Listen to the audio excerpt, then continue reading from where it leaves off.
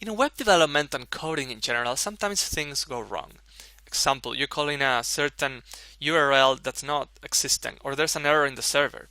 So we need to be able to handle those errors, to know when there was an error in an Ajax call and somehow fall back to some error message or to some other behavior, instead of just leaving the user and your site crashed, basically broken, and then that's not going to be a good experience for anybody. So we have, just like we have done to get success calls, and just like we have always to be executed after, always, as the name suggests, whether it was good or bad result. We also have one that's called fail, and fail will only be triggered if there was an error. So fail also has a callback function, and the parameters are the request, the error type, and the error message that's coming from the server. That doesn't mean that you have to show that particular error message to the user. You could have your own custom messages, and you use error type to detect the type of error that you got.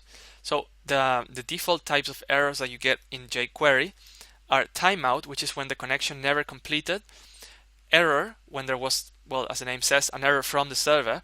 It could be, that the site, that the page doesn't exist, or that the site crashed in the server side. There's abort for calls that are aborted, and parse error. Now, parse error is used when you expected a JSON object from the server, and instead you got something that can't be parsed as a JSON object.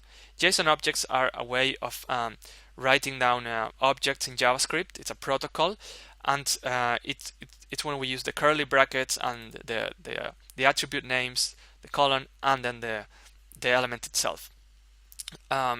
If you're not familiar with JSON, you can check out you can learn more about it in our JavaScript course. So let's create an example where things will go wrong. So I'm gonna call a result page that doesn't exist, because we have what we have is called result, not result 2222, and I want to have something shown to the user. In this case, I want to show the error message that we get from the server. And in the console, I'll show you the error type.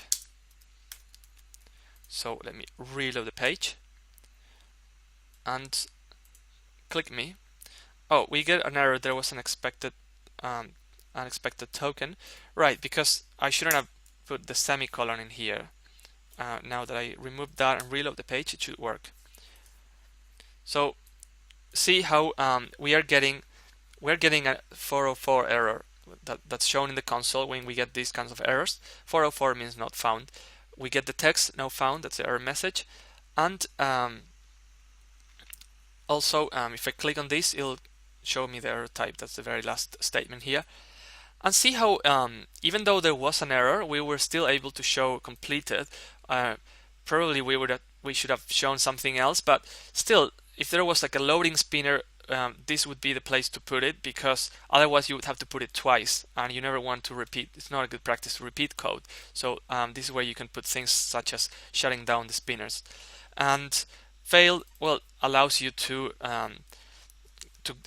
get this right for the user, for your own site, for the usability of your site. And if you want people to come back, you need to take care of error messages properly.